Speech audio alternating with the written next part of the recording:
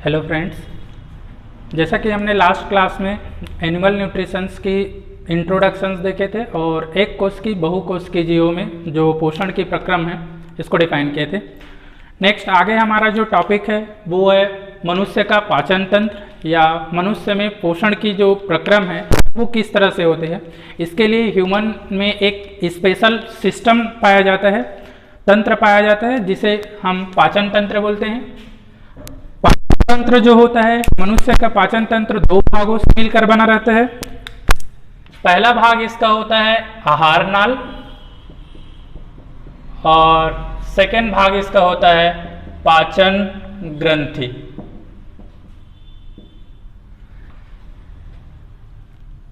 तो पहले हम इसको डायग्रामेटिक देखते हैं, इनकी पोजीशन डायग्राम में पहले क्लियर करते हैं, फिर इनके बारे में डिफाइन करेंगे। तो जैसे हम बात कर रहे हैं एलिमेंट्री कैनाल, जो रेड वाला पोर्शन दिख रहा है इस डायग्राम में, वो रेड वाला पोर्शन इसमें है एलिमेंट्री कैनाल का भाग है। और जो हमने ब्लू लाइंस में जो लेबलिंग किए हुए हैं, तो ब्लू लाइंस जो दिख रहा है ये इसमें एक्चुअल में ग्लैंड वाला पोर्शन है। तो पहले हम बात करते हैं डायग्राम में फर्स्ट पार्ट की, माउथ एंड बकल कैविटी की। तो ये वाला पार्ट जो है ये माउथ मुख वाला भाग हो गया। और सेकेंड हम बात करें इस कैविटी की, तो ये जो कैविटी जो दिख रहा है ये कैविटी एक्चुअल में है यहाँ पर बकल कैविटी है, बकल कैविटी या मुख गुहा बोलते हैं इसको, ठीक है। तो ये हो जाएगा। सेकेंड हम बात कर रहे हैं इस वाले पोर्शन की, ये पोर्शन इसका थर्ड पार्ट हो जाएगा जिसके लिए हम वर्ड यूज कर रहे हैं ग्रसनी। तो ये हो गया इसका ग्रसनी वाला पार्ट। ये जो ट्यूब लाइक स्ट्रक्चर दिख रहा है या छोटी पतली नलिकाकार संरचना, इसके लिए हम वर्ड यूज कर रहे हैं ग्रास नली। नेक्स्ट ये जो पाउच लाइक या हम बात कर रहे हैं थैलेनुमा संरचना जो है इसको हम बोलते हैं अमाशय, स्टोमक। नेक्स्ट हम बात कर रहे हैं अमाशय के बाद ये जो दिख रहा है सी शेप्ड की स्ट्रक्चर, इसको हम बोलते हैं डियोडिनम या हिंदी में हम बोलते हैं ग्रहणी। कंफ्यूज नहीं होइएगा, ग्रसनी और ग्रहणी में अक्सर कंफ्यूजन होता है। ग्रसनी फेरिंग्स के लिए यूज करते हैं, ग्रहणी डियोडिनम के लिए यूज करते हैं। इसके बाद डियोडिनम के बाद ये वाला जो पार्ट है, इसका स्टार्टिंग पार्ट जो रहता है इसके लिए हम वर्ड यूज करते हैं जीजेनम वर्ड यूज करते हैं। और इस वाले पार्ट के लिए हम बात करते हैं इलियम वर्ड यूज करते हैं। इलियम को हिंदी में हम बोलते हैं क्षुद्रांत्र बोलते हैं और जीजेनम के लिए जेनम ही वर्ड यूज करते हैं। सीकम वर्ड जो रहता है ये बड़ी आंत का स्टार्टिंग पार्ट रहता है, ये यहाँ पर जहाँ छोटी आंत बड़ी आंत से मिलती है। छोटी आंत और बड़ी आंत का आइडेंटिफिकेशन बहुत इजी है। छोटी आंत की जो नली होती है पतली दिख रही होगी और ये जो मोटी नली दिख रहा है ये मोटी नली वाला भाग क्या होता है, बड़ी आंत का होता है। तो बड़ी आंत का पहला भाग हो गया इसका सीकम वाला पार्ट। सीकम के बाद ये वाला जो भाग है ये यहाँ से आगे वाला भाग, तो ये वाला जो पोर्शन दिख रहा है यहाँ से यहाँ तक, ये यहाँ, तो इस वाले भाग को हम बोलते हैं कोलन। अब कोलन जो रहता है तीन भाग में डिवाइड करते हैं। यहां से देखो कोलन का ये वाला भाग ऊपर की ओर जा रहा है तो इसको हम बोलते हैं एसेंडिंग कोलन। यहां से ये वाला क्षैतिज जा रहा है तो इसको हम बोलते हैं ट्रांसवर्स कोलन। और यहां से ये नीचे की ओर जा रहा है तो नीचे की ओर जा रहा है उसको बोलते हैं डिसेंडिंग कोलन। तो कोलन तीन पार्ट से मिलकर बना रहेगा, एसेंडिंग, ट्रांसवर्स एंड डिसेंडिंग। इसके बाद ये जो दिख रहा है स्टोरेज स्ट्रक्चर जहां पर वेस्ट मटेरियल स्टोर होगा, इस वाले भाग के लिए हम बोलते हैं मलाशय या फिर रेक्टम वर्ड यूज करते हैं, मलाशय है ये। और मलाशय जो रहता है एक छिद्र के द्वारा शरीर से बाहर खुलता है जिसको हम बोलते हैं गुदा द्वार बोलते हैं या फिर एनस वर्ड यूज करते हैं। तो इस तरह से हम सिंपल बात करते हैं एलिमेंट्री कैनाल की पार्ट्स की। फर्स्ट पार्ट है माउथ एंड बकल कैविटी, ये वाला पार्ट हो गया। फेरिंग्स ये कुछ आगे का पार्ट हो गया। ओसोफेगस ये पतली नलिकाकार संरचना। स्टोमक थैलेनुमा संरचना। Small intestine, small intestine actual में यहां से लेकर यहां तक की जो पोर्शन है जिसमें छोटी नली दिख रही है, ये वाला पार्ट यहां से यहां तक क्या है, स्मॉल इंटेस्टाइन, जिसको हमने तीन पार्ट में डिवाइड किया। पहला पार्ट है ग्रहणी डियोडिनम, ये वाला पोर्शन यहां से यहां तक का। दूसरा पोर्शन जो है ये यहां से ये यहां तक, ये यहां तक आता है जीजेनम। और थर्ड पार्ट ये इसका हो जाता है कौन सा, इलियम, क्षुद्रांत बोलते हैं। नेक्स्ट हम बात करते हैं बड़ी आंत। बड़ी आंत को भी हम जनरली तीन भाग में डिवाइड करते हैं, एक है सीकम, दूसरा कोलन और तीसरा रेक्टम। तो सीकम इस वाले पार्ट को बोलते हैं, लास्ट वाले भाग को। यहां से इस वाले भाग के लिए हम वर्ड यूज करेंगे कोलन वाला पार्ट, ये जो दिख रहा है ये मलाशय है, और लास्ट वाला भाग इसका हो जाएगा कौन सा, एनस या गुदादार हो गए। तो ये तो हुआ एलिमेंट्री कैनाल, जो इसमें हमने रेड पोर्शंस में डिफाइन किया। नेक्स्ट हम ग्लैंड की बात करते हैं। तो ग्लैंड में सबसे पहला हम फर्स्ट ग्लैंड की बात कर रहे हैं, लार ग्रंथि स्लाइवरी ग्लैंड की। तो स्लाइवरी ग्लैंड कहाँ पर दिख रहा है, माउथ वाले पार्ट पर, ये हो गया लार ग्रंथि, ये यहाँ पर और कुछ ये यहाँ पर, ये हम बोल रहे हैं ज्वा के पास भी एक रहेगा ऐसा, और यहाँ पर एक टंग होगा, जैसे टंग के नीचे ये यहाँ पर भी एक ग्लैंड होगा। लार ग्रंथि आगे हम डिफाइन करेंगे, 3 टाइप्स के होते हैं, जो कहाँ पर रहेगा, मुख गुहा वाले भाग में, इस कैविटी के अंदर रहेगा। तो ये हो गया लार ग्रंथि। लार ग्रंथि के बाद आगे हम जब इधर बॉडी में आएंगे तो फिर स्टोमक में आएगा। स्टोमक में एक सेकेंड ग्लैंड रहता है, देखिए ये यहाँ पे हम लोग लिखे होंगे, अच्छा यहाँ गैस्ट्रिक ग्लैंड छूट गया है तो ये नीचे लिखते हैं, जब यहाँ पर लिख रहे हैं गैस्ट्रिक ग्लैंड, ये हो गया जठर ग्रंथि बोलते हैं। ये यहाँ पर जो दिख रहा है गैस्ट्रिक ग्लैंड, जिसको हम हिंदी में बोलते हैं जठर ग्रंथि बोलते हैं, ये हो जाएगा दूसरा ग्रंथि। तीसरा हम बात कर रहे हैं लीवर की, तो ये हो गया लीवर, हमारे शरीर की सबसे बड़ी पाचन ग्रंथि है ये।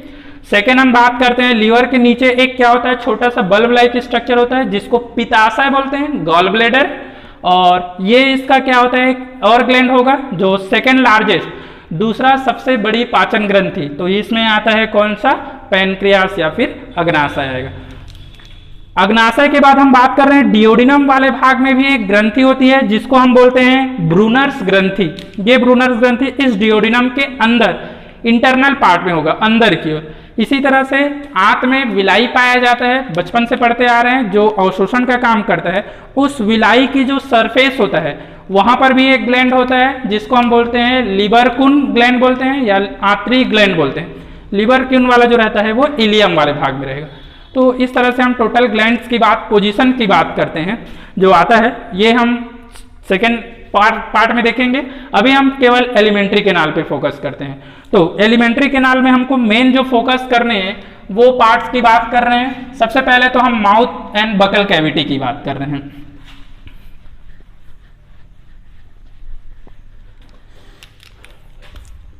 फर्स्ट हम बात कर रहे हैं बकल कैविटी की, या फिर हम बात कर रहे हैं मुख गुहा।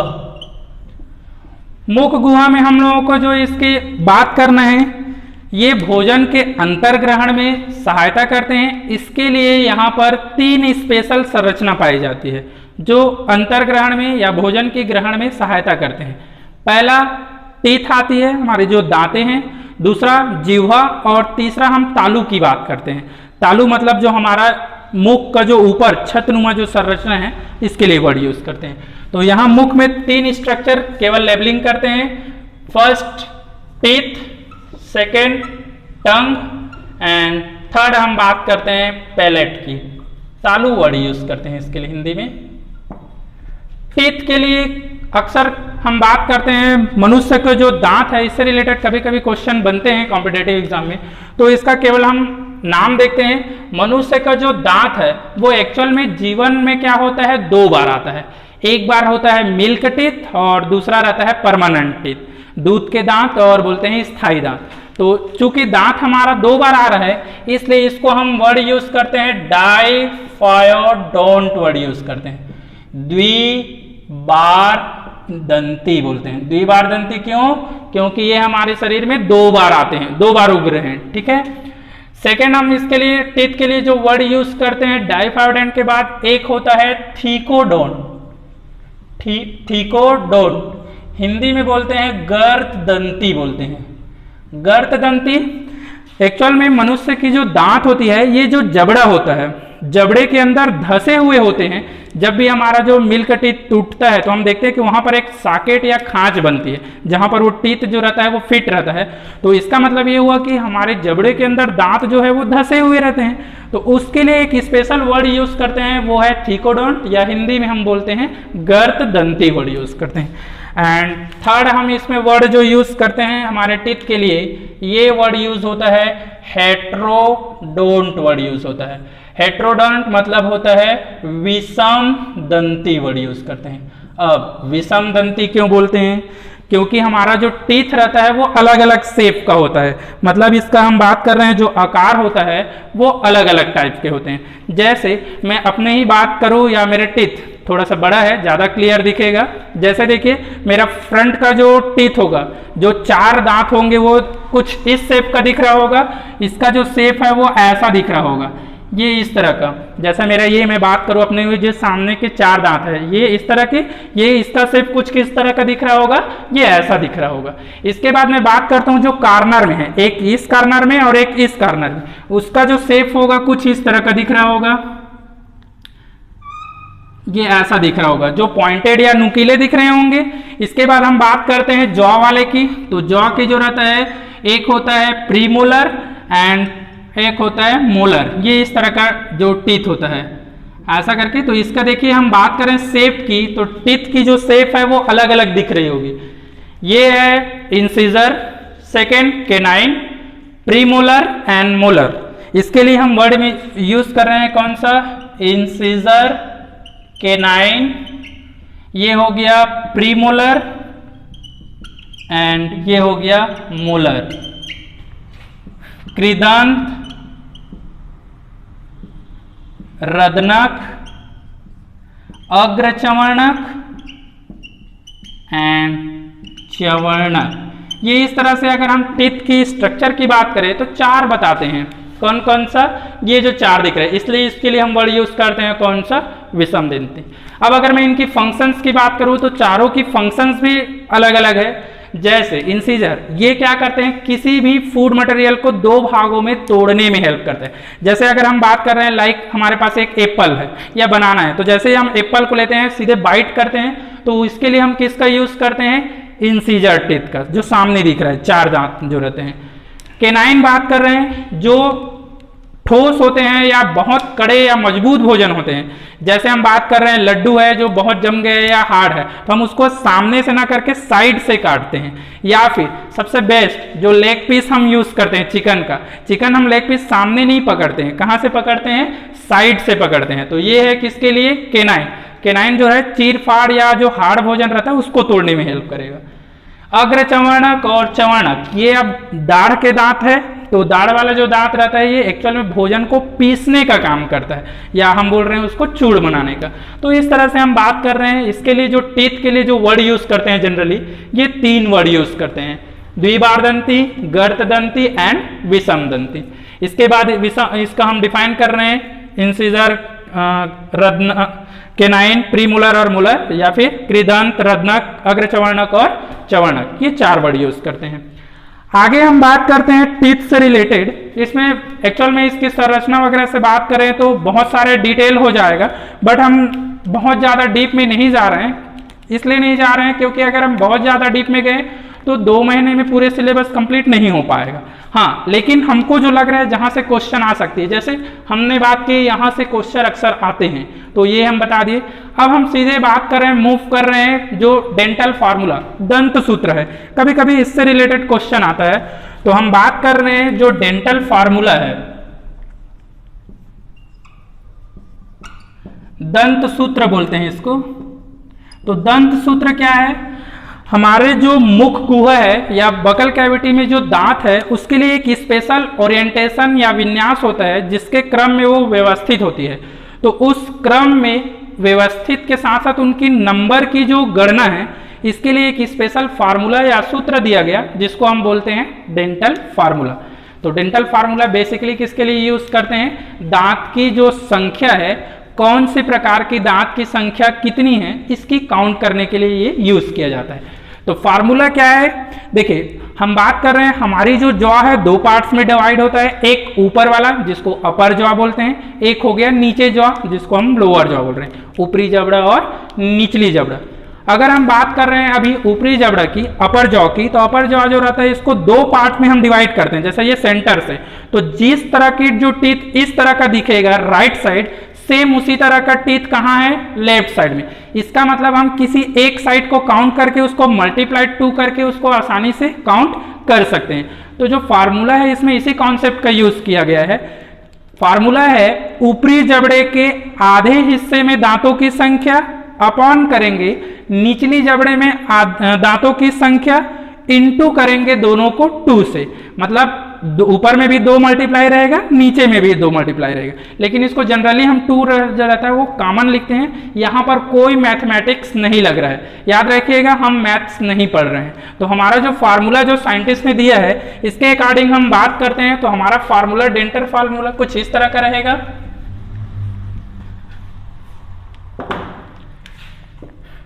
डेंटल फार्मूला ऊपरी जबड़े के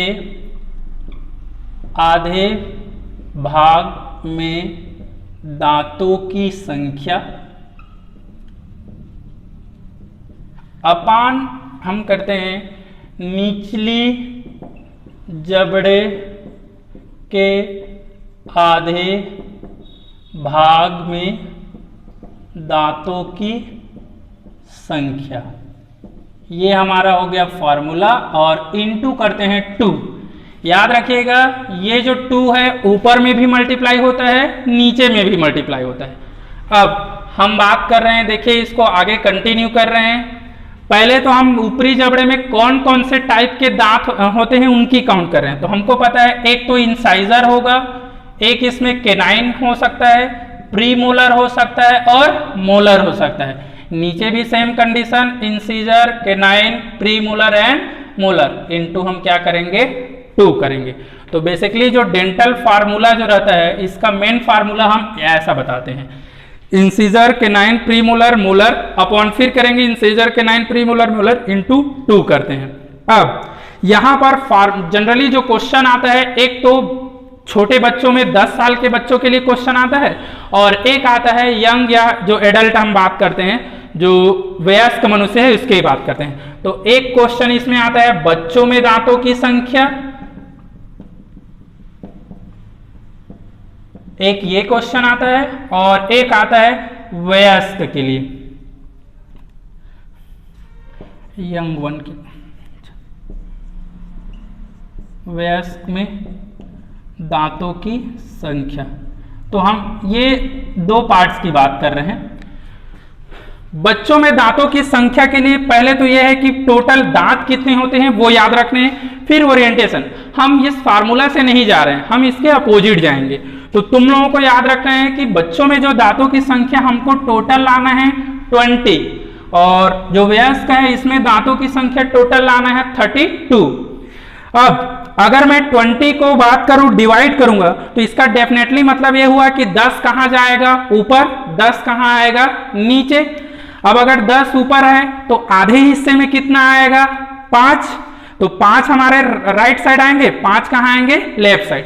अब उस 5 को हमको डिवाइड करना है किसमें, इस 4 टाइप में, किसमें किसमें, इंसीजर, केनाइन, प्री मोलर और मोलर में। तो देखिए अगर हम बात करते हैं इसमें 5 टाइप की, तो कौन कौन से हो गए। अगर मैं बच्चों के लिए बात कर रहा हूं तो बच्चों में जो इसका फार्मूला आता है ये कुछ इस तरह का आएगा। सीधा मैं डायरेक्ट फार्मूला की बात कर रहा हूं, कैसे निकालते हैं वो फार्मूला लिखा हुआ है। इसमें तुम लोगों को याद रखना है 2102 अपॉन 2102 इनटू क्या करना है 2 करना है। अब देखिए ये 2102 जो है वो बच्चों के लिए कैसे, 2 जो रहता है इंसीजर, सबको पता है बच्चों में जो दांत आते हैं ये पहले सामने के 4 आते हैं, तो ये जो रहेंगे 2 आएगा एक तरफ राइट साइड में, तो मल्टीप्लाई करेंगे तो दोनों तरफ क्या इधर और इधर करके 4 हो जाता है। ये साइड वाला जो रहेगा 1-1 होगा, फिर जो प्री मोलर है वो बाद में आता है जब दाढ़ वाले दांत टूट जाएंगे, और मोलर वाले 2 रहेंगे। तो इस तरह से इसके लिए अगर हम टोटल जोड़ रहे हैं तो आधे हिस्से में कितना आ रहा है 2 1 3 और 2 5, आधे हिस्से में 5, पूरे हिस्से में भी कितना, पूरे हिस्से में कितना हो जाएगा 10, तो 10 ऊपर 10 कहाँ आएगा नीचे, तो टोटल कितना हो जाएगा 20 हो जाएगा। सेम इसी कॉन्सेप्ट का यूज हम यहां पर करेंगे, तो 2123 अपॉन हो जाएगा 2123 इंटू 2 करते हैं। अब इसको भी देख लो, अगर टोटल दांत कितने हैं 32 है, तो ऊपर जबड़े में कितने रहेगा 16, नीचे कितने रहेगा 16। अब अगर मेरे ऊपर जबड़े में टोटल दांत 16 है तो आधे हिस्से में कितना रहेगा 8। अब 8 को हमको 4 भागों में डिवाइड करना है, तो 8 में याद रखना सामने का जो 4 है वो तो रहेगा ही, मतलब आधे भाग में 2 आधे भाग में 2, तो पहला जो इंसीजर रहेगा 2 हो गया। साइड में नुकीला वाला 1 ही होता है, तो ये 1 हो गया। प्री मोलर जो रहता है, जो पहले बच्चों में मोलर रहता है वही क्या हो जाता है, प्री मोलर का हो जाता है। तो यहां पर जो नंबर रहेगा वो यहां आ जाएगा। रिमेनिंग जो रहेगा, अब इसको जोड़ के देख लो, 2 1 3 हो गया, 5 हो गया, 8 में से कितना बचा, मतलब 3 ही बचे, अब 5 गए तो ये 3 किसका हो जाएगा, मोलर का, जो कि बाद में धीरे धीरे इधर आगे बढ़ते जाता है। तो ये है डेंटल फार्मूला जो हमको इसमें याद रखना है। कभी कभी इससे रिलेटेड क्वेश्चन पूछता है डेंटल फार्मूला से, या तो इससे पूछेगा या फिर इससे पूछेगा, बच्चों में कितना रहता है और वयस्क में। और अगर वो थोड़ा सा टफ किया क्वेश्चन का लेवल, तो क्वेश्चन का लेवल क्या करेगा, वयस्क व्यक्तियों में जो कृदंत दांत की संख्या होती है टोटल कितनी होती है। तो अगर टोटल कितनी होती है ये पूछा, तो ध्यान रखिए क्वेश्चन हमको कैसे सॉल्व करना है। वयस्क में टोटल कृदंत मतलब इंसीजर दांत की संख्या बोल रहा है, तो 2 जो है ये आधे भाग में है, तो पूरे भाग में 4 हो गया, मल्टीप्लाई 2 दिख रहा है, ये आधे हिस्से का है, तो पूरे हिस्से में 4 ऊपर हो गया, 4 नीचे हो गया, तो टोटल टीथ कितने होंगे, 8 हो जाएगा। ये इस तरह से काउंट करना है। क्लियर है? तो ये इस तरह से थोड़ा सा लॉजिकल ये देखते जाएंगे तो बन जाएगा।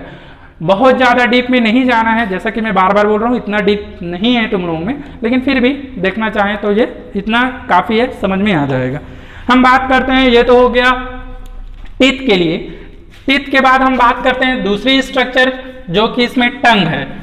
टंग जो रहता है यहाँ पर कोई भी अस्थि नहीं होती है, मतलब ये बोनलेस होता है, सॉफ्ट होता है, स्पॉन्जी होता है, जो क्या करता है भोज्य पदार्थों को पलटने का काम करता है। और सेकेंड हम बात करते हैं, ये क्या करता है, लार को भोजन के साथ मिक्स करता है ये। ठीक है, तो ये हो जाएगा टंग का। और पैलेट, तालू जो हमारा ऊपर का भाग रहता है, ये इसका क्या करता है, कैविटी बनाता है, जो भोजन को पीसने में क्या करता है, हेल्प करता है। क्लियर है? सेकेंड हम बात करते हैं फेरिंग्स की।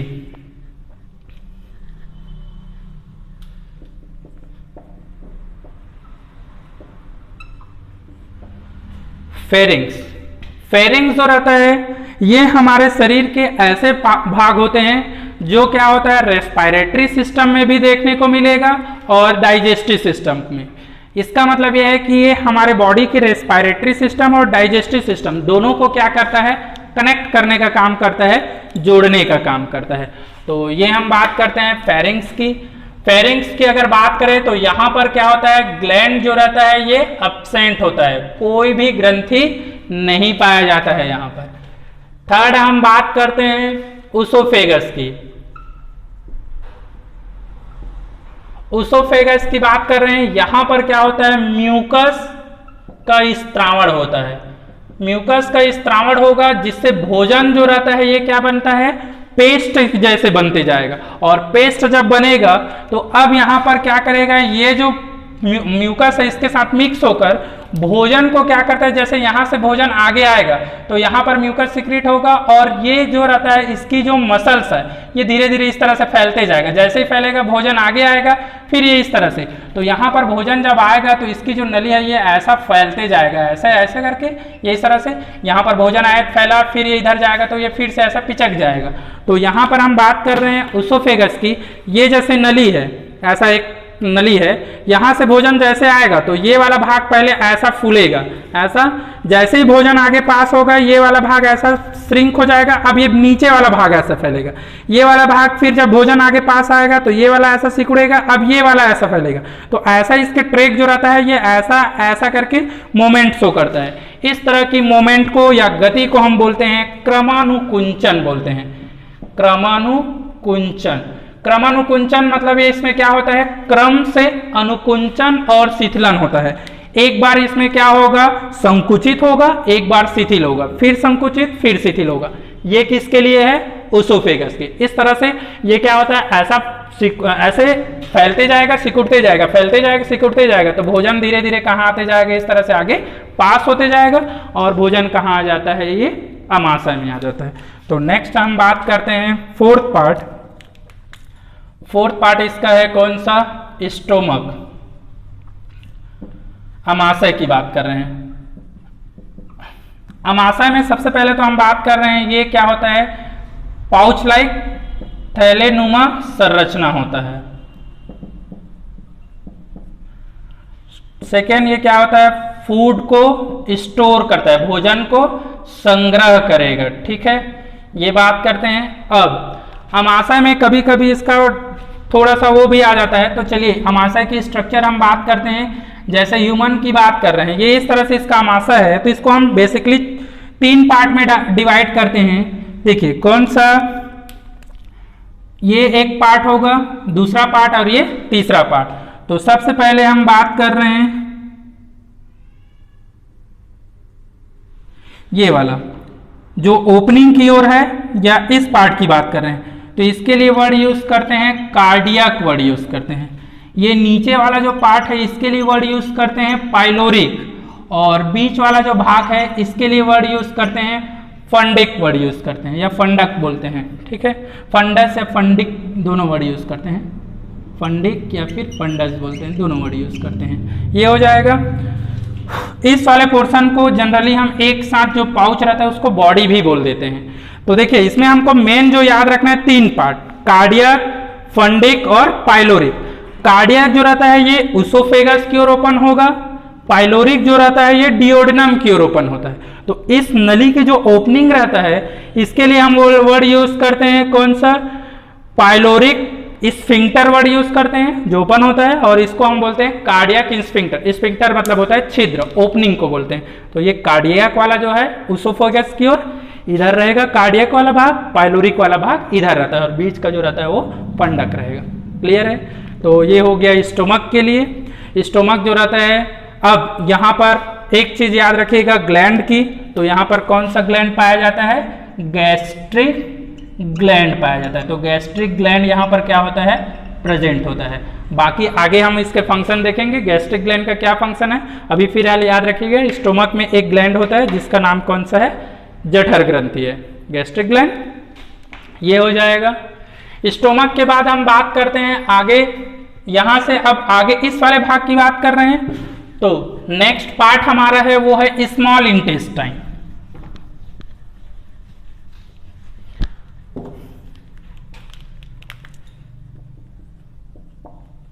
स्मॉल इंटेस्टाइन, छोटी आंत की बात कर रहे हैं।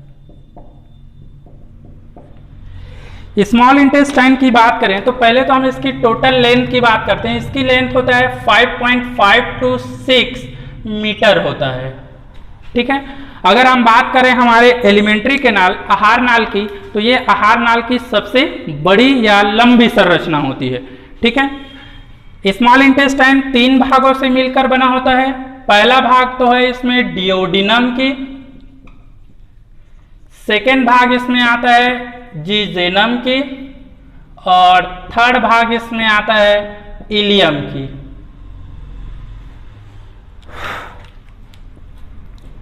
डिओडिनम, इसके लिए तुम लोगों को याद रखना है इसकी स्ट्रक्चर की, तो ये क्या होता है, सी शेप की होती है या सी आकार का होता है, ठीक है। देखो ये इस तरह से ऐसा दिख रहा है, ये ऐसा इस तरह की, ये इधर आ रहा है ट्यूब, तो ऐसा करके ये कैसा दिख रहा है, सी के आकार का दिख रहा है, ठीक है। नेक्स्ट यहां पर क्या होता है, ग्लैंड भी पाया जाता है, जैसा कि मैंने पहले बताया। कौन सा ग्लैंड, ब्रूनर्स ग्लैंड प्रेजेंट होता है, पाया जाता है, ये लिखते हैं। तो ये हो गया किसके लिए, डिओडिनम के लिए। ये एक क्या होता है, छोटी संरचना होती है, छोटी संरचना जो इन दोनों के बीच स्थित होता है। और इलियम, अगर इलियम की बात करते हैं तो स्मॉल इंटेस्टाइन में लगभग इसकी लेंथ कितना होता है, 5 मीटर के आसपास होता है, ठीक है। ये 5 मीटर अकेले, 5.5 to 6 बोल रहे हैं, तो इसमें ये क्या होता है, 5 मीटर के आसपास अकेले होता है। बाकी जो 0.5 है ये इन दोनों मिलके। जनरली डिओडिनम बहुत छोटा होता है, अगर हम बात करें कंपेयर करें तो ये केवल ये ऐसा एक कर्व बस बनाता है। बाकी जैसे ये इधर से यहाँ तक आता है जिजेनम का, और बाकी ये वाला जो बहुत ज़्यादा क्वाइल्ड होता है वो स्ट्रक्चर किसका होता है, इलियम का होता है। क्लियर है? अब हम बात कर रहे हैं इसमें इनकी रोल्स की बात करें तो एक इंटरेस्टिंग चीजें पहले ये याद रखिएगा, इसकी जो लेंथ रहता है, अगर हम जीवित कंडीशन की बात करें और मृत की, तो दोनों में ये क्या होता है, अलग अलग होता है। अगर कोई व्यक्ति जीवित है तो जीवित रहेगा तो उसके शरीर में छोटी आंत की जो लंबाई रहता है 5.5 5.5 मीटर अप्रॉक्स लेते हैं। लेकिन अगर ये व्यक्ति डेड हो गया तो उसके शरीर में जो छोटी आंत की लंबाई रहता है वो बढ़कर हो जाता है 7 मीटर हो जाता है। अब ऐसा क्यों? जब हम जीवित कंडीशन में रहता है तो हमारे कुछ कोशिकाएं जो रहता है वो संकुचित रहता है, कॉन्ट्रैक्ट रहता है, लेकिन जैसे ही डेथ होता है तो वो मसल जो कॉन्ट्रैक्ट रहता है वो क्या हो जाता है, फैल जाता है, रिलैक्स हो जाता है, इसलिए उसका लेंथ भी क्या हो जाता है, बढ़ जाता है। तो याद रखिएगा एक्चुअल लेंथ हम 5.5 लेते हैं, लेकिन अगर डेड कंडीशन का आया, व्यक्ति मृत हो गया है, तो उसकी लंबाई कितना हो जाता है, 7 मीटर के आसपास हो जाता है। ये एक याद रखिएगा जो स्मॉल इंटेस्टाइन से रिलेटेड है। बाकी इसमें हम ग्लैंड का जो रोल है वो आगे देखेंगे। हाँ, एक चीज और, छोटी आंत जो रहता है यहाँ तक जो भोजन का पाचन रहता है वो लगभग कंप्लीट हो जाता है, इसके आगे भोजन का पाचन नहीं होता है। पाचन कहाँ तक होगा, केवल ये इलियम तक। इलियम के आगे जैसा सीकम है, कोलन है, वहां तक जो भोजन रहेगा वो केवल वेस्ट होगा या मल बोलते हैं उसको, उसमें कोई भी पाचन नहीं होगा। तो याद रखिएगा पाचन की क्रिया लास्ट कहाँ होती है, इस छोटी आंत तक। यहाँ से स्टार्ट होगा, यहाँ हो सकता है, यहाँ हो सकता है, यहाँ हो सकता है, यहाँ तक, लेकिन इसके आगे जैसे ही इसमें आया तो भोजन का पाचन नहीं होगा। मतलब छोटी आंत में होगा, बड़ी आंत में भोजन का पाचन नहीं होता है। तो ये तो हो गया स्मॉल इंटेस्टाइन का। नेक्स्ट हम बात करते हैं लार्ज इंटेस्टाइन का। लार्ज इंटेस्टाइन, बड़ी आंत की बात कर रहे हैं। इसकी लंबाई हम बात करते हैं, ये होता है 1.5 मीटर के आसपास होता है। ठीक है, तो कभी कभी हम बात करते हैं इंटेस्टाइन की टोटल लेंथ की, तो टोटल लेंथ रहता है 7 मीटर बताते हैं। ठीक है, 5.5 और 1.5 लेकर। तो याद रखिएगा जो क्वेश्चन कभी कभी बनता है, जो सबसे बड़ी वाला रहता है, ये याद रखना है स्मॉल इंटेस्टाइन से रिलेटेड। लार्ज इंटेस्टाइन में कौन कौन सा पार्ट आता है, तो पहला पार्ट तो आता है इसका सीकम।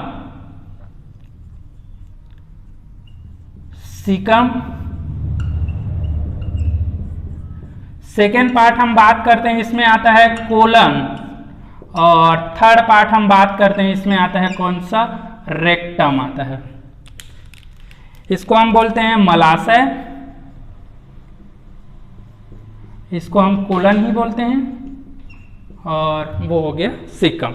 ठीक है, तो लार्ज इंटेस्टाइन का 3 पार्ट हो गया, सीकम, कोलन और रेक्टम। अगर हम बात कर रहे हैं सीकम की, तो सीकम जो रहता है ये क्या करता है, कोलन को छोटी आंत से जोड़ने का काम करता है। जैसे ये वाला पार्ट हो गया कौन सा, सीकम का, तो ये हो गया स्मॉल इंटेस्टाइन, ये हो गया कोलन। इन दोनों को ये क्या कर रहा है, कनेक्ट करने का काम कर रहा है, जोड़ने का काम कर रहा है। कोलन जो होता है ये 3 तरह का होता है। एक होता है एसेंडिंग, ट्रांसवर्स और डिसेंडिंग, आरोही, अवरोही और क्षैतिज। ये इस तरह से, तो 3 भाग याद रखिएगा। कभी कभी क्वेश्चन आता है इसमें से कौन सा पार्ट है, जैसे एसेंडिंग कोलन, डिसेंडिंग कोलन, ये और ट्रांसवर्स कोलन करके पार्ट दे सकता है, लार्ज इंटेस्टाइन का पार्ट्स है या नहीं, इस तरह के क्वेश्चन इसमें से किसी एक और को ऐड करके। तो ये याद रखिएगा, इस तरह के ऑप्शन इसमें मिल सकते हैं। तो यहाँ तक बात कर रहे थे, ये तो हो गया हमारा मेन जो पार्ट था किसका, एलिमेंट्री कैनाल का। नेक्स्ट हम लोगों को इसके आगे देखना है, इसमें कौन सा, डाइजेस्टिव ग्लैंड का। तो एलिमेंट्री कैनाल एक बार फिर से मैं रिपीट कर रहा हूँ डायग्राम में। फर्स्ट पार्ट है ये माउथ, ये हो गया बकल कैविटी, फेरिंग्स, फेरिंग्स के बाद हम बात करते हैं oesophagus, stomach, duodenum, jejunum, ileum, caecum, colon, और फिर ये हो गया रेक्टम। रेक्टम के बाद आ जाएगा कौन सा, एनस। यहाँ पर सीकम वाले भाग में एक और इंपॉर्टेंट चीज याद रखिएगा, यहाँ एक स्पेशल स्ट्रक्चर ये इस तरह से पाया जाता है जिसको हम बोलते हैं वर्मीफॉर्म अपेंडिक्स बोलते हैं। क्या बोलते हैं, वर्मीफॉर्म अपेंडिक्स। ये हमारे बॉडी का या शरीर का अवशेषी अंग होता है। अवशेषी अंग मतलब पहले क्रियाशील थे, कार्य करता था। कार्य ये कि ये भोजन जो सेलुलोज था उसके पाचन में हेल्प करता था, लेकिन चूंकि हम भोजन क्या है, पका हुआ ग्रहण करते हैं, इसलिए सेलुलोज के डाइजेशन की आवश्यकता ही नहीं होता है। इसलिए हमारे शरीर में ये अभी निष्क्रिय अवस्था में पाया जाता है। तो ऐसे अंग जो पहले कार्य कर रहा था अभी नहीं कर रहा है, उसके लिए हम अवशेषी अंग बोलते हैं, जिनमें से हमारे शरीर में एक अवशेषी अंग ये भी है। ठीक है, तो ये याद रखिएगा, ये हमारे बॉडी का क्या हो जाएगा, अवशेषी अंग हो जाएगा। नेक्स्ट हम लोगों को इसके आगे देखना है डाइजेस्टिव ग्लैंड की